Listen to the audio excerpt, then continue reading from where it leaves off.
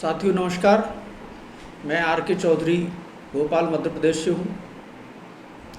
मैं कामना करता हूँ कि आप सभी लोग स्वस्थ और सकुशल होंगे। साथियों, जब से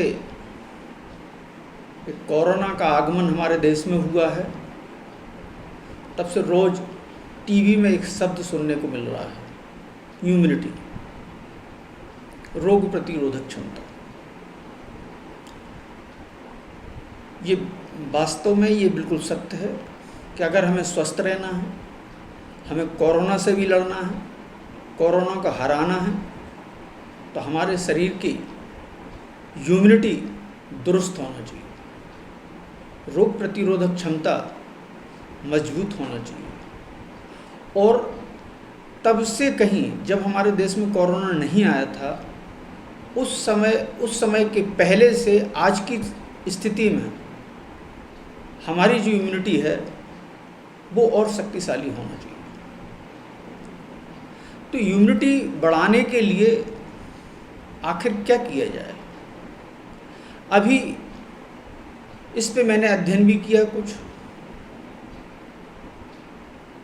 और उसमें मैंने एक सार की बात निकाली।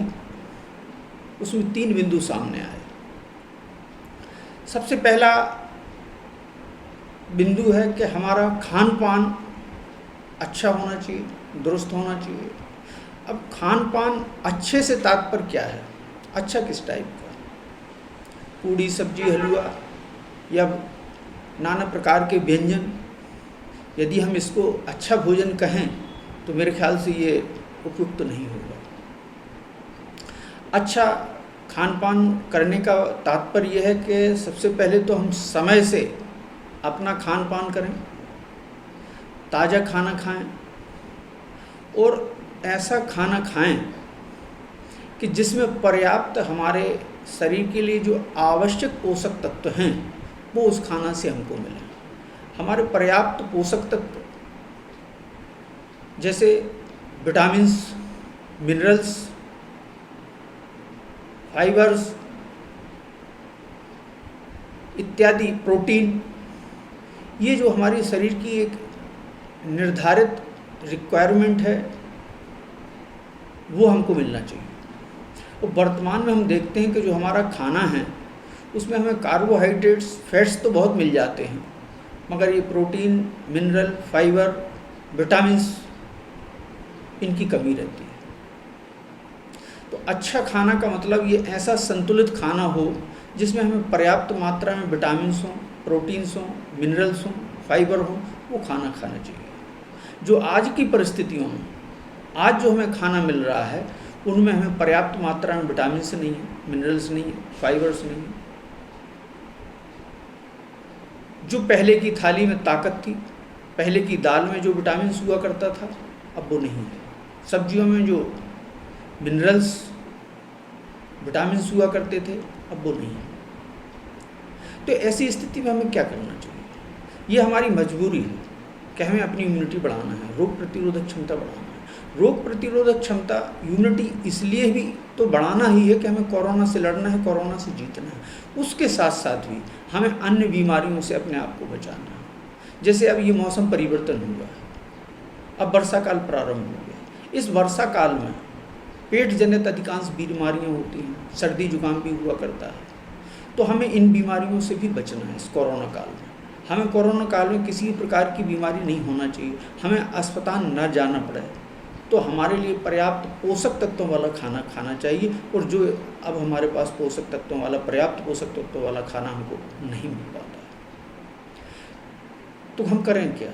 तो मेरा एक सुझाव है, जो मैंने अध्ययन किया और पाया है कि हमारे लिए पर्याप्त पोषक तत्व लेने के लिए हम मार्केट में बहुत सारे ऐसे मल्टीविटामिन्स, न्यूट्रिएंट्स, प्रोटीन्स आते हैं।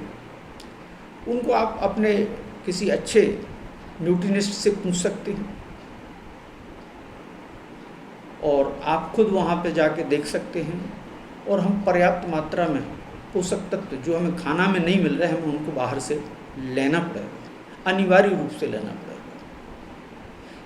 एक तो ये महत्वपूर्ण काम है। दूसरा एक महत्वपूर्ण काम है हमें अपनी इम्यूनिटी बढ़ाने के लिए व्यायाम, हमें कम से कम 30 से 45 मिनट तक शारीरिक व्यायाम करना बहुत ज़रूरी है। हम योगा करें, प्राणायाम करें, कुछ एक्सरसाइज करें, हल्की फुल्की पैदल चलें, कुछ ना कुछ हमको 30 से 45 मिनट तक जो है प्रतिदिन एक्सरसाइज करना ज़रूरी है, क्योंकि हमारे स्वास्थ्य के लिए, अच्छे स्वास्थ्य के लिए, अच्छी रोग प्रतिरोधक क्षमता बढ़ाने के लिए हमारे लिए 70% तो हमारा खान पान तय करता है और 30% हमारा शारीरिक व्यायाम करता है। हम कम से कम 6000 कदम पैदल चलें, 200 से 250 सीढ़ियाँ प्रतिदिन चढ़ें, यानी कुल मिला के हम 30 से लेके 60 मिनट तक, 45 मिनट तक कुछ ना कुछ फिजिकल एक्सरसाइज करें स्वस्थ रहने के लिए।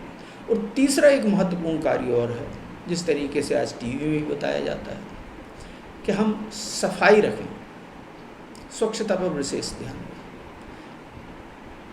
चाहे हम घर के बाहर या घर के अंदर साफ सफाई पर विशेष ध्यान रखें। हम स्वच्छ साफ सफाई पर ध्यान रखेंगे तो हमें जो है बीमारियां नहीं आएंगी।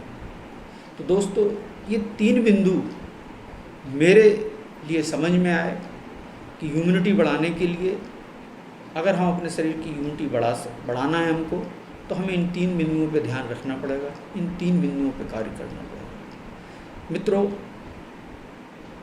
आज के लिए इतना ही सही। अगर आपको मेरी ये बातें अच्छी लगी हों तो इस मेरे वीडियो को लाइक करें, सब्सक्राइब करें, और पुनः इससे आगे कुछ और महत्वपूर्ण बिंदु हैं, उन पर चर्चा करने के लिए मैं आपसे मिलूँगा।